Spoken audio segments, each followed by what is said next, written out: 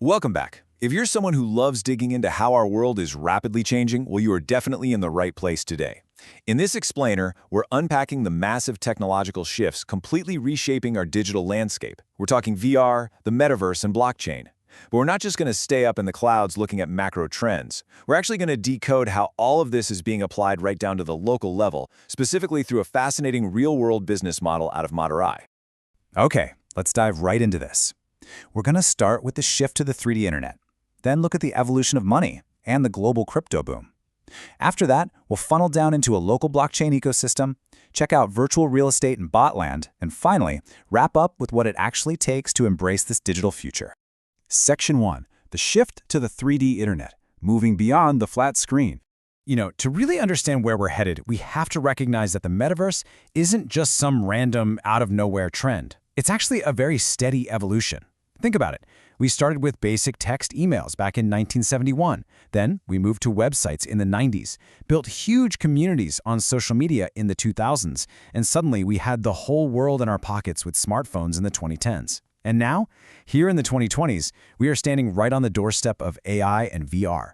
It's literally an inevitable technological progression. So, what does this next step actually look like? Well, the sources describe the metaverse as a human universe. Right now, you might be looking at a phone or a monitor, right? It's flat and it has a strict physical limit. But when you throw on a cutting-edge VR headset like, say, the Apple Vision Pro, which goes for around 3 lakh rupees, you transcend those physical boundaries entirely. You can turn absolutely any physical location into a boundless, theater-sized 3D environment. You're no longer just looking at a screen, you're stepping inside of it. Let's move to Section 2, the evolution of money, and see how this builds from physical to digital. Now, if we're building these incredible new digital worlds, we obviously need a completely new way to transact inside them. And just like our communication evolved, our money has too. We kick things off with the barter system, moved to gold, then paper money, then we got the convenience of ATMs, and today, we're constantly using digital UPI apps. When you trace that historical timeline, cryptocurrency doesn't look like a sudden anomaly at all. It's just the natural, logical next step in how we exchange value. Now, what's really fascinating here is the stark contrast between our two current digital systems. In 2024, India processed a mind-blowing 223 lakh crore rupees in UPI transactions. That domestic volume is absolutely incredible. But it's still geographically restricted by our national borders. Crypto wallets, on the other hand, are inherently borderless. They operate on this one world, one currency concept, which means you have a gateway to do business anywhere on the planet with virtually zero friction. Section 3. The global crypto boom, focusing on adoption, scale, and security. Of course, whenever we talk about a borderless global financial shift, the immediate question is always, is it actually safe? Well, the sources break down the mechanics of blockchain to explain why trust is growing, and it's pretty compelling. It's a 100% secure, decentralized system.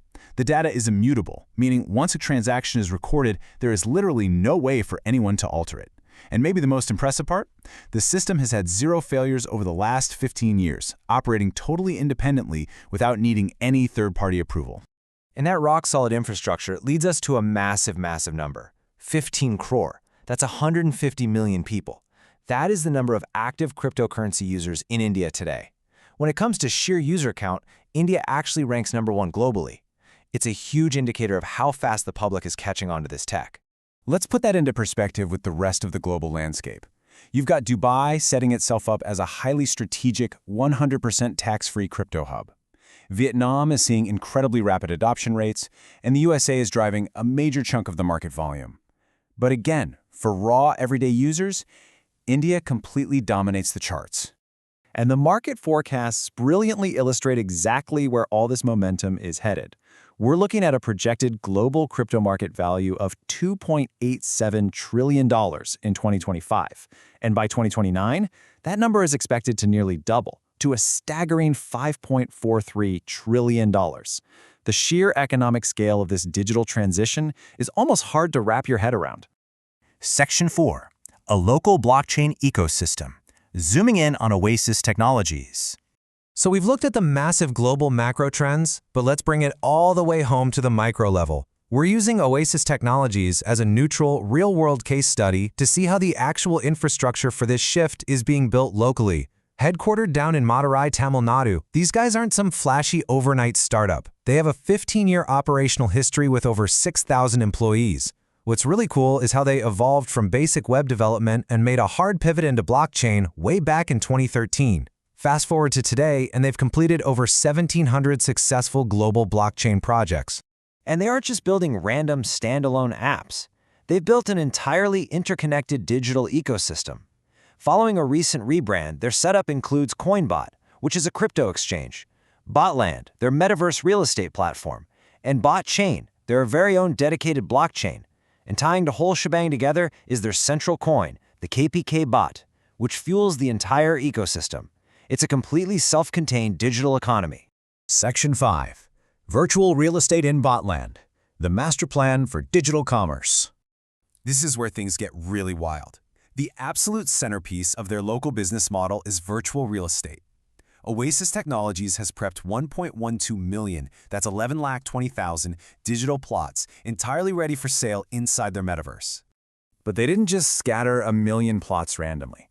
The entire layout is highly systematically organized to mimic actual geographic maps. They've broken it down into 40,000 state-level segments, 111 district-level segments, and 111 ward-level segments. It's quite literally a master plan to structure future virtual storefronts.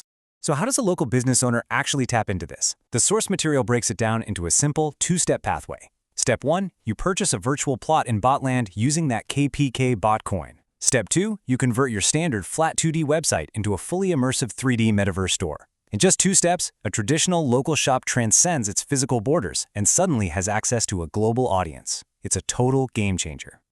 Section 6. Embracing the digital future. Innovator or spectator?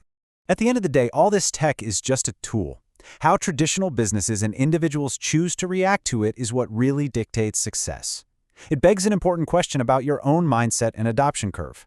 When a massive technological wave like this hits, are you going to be the early innovator who grabs the opportunity while it's fresh? Or are you going to stay on the sidelines and wait to join when the market is already completely saturated? There's a deeply relatable cultural analogy in the sources that hits the nail on the head. It says, like the Pongal festival where we burn old items, we must burn old mindsets to embrace the massive opportunities of the new digital world. So the crucial point here is that your biggest barrier to entry isn't the technology itself. It's holding on to outdated, limiting ways of thinking. As we wrap up this explainer on the inevitable evolution of VR, crypto, and the metaverse, I want to leave you with one final provocative thought.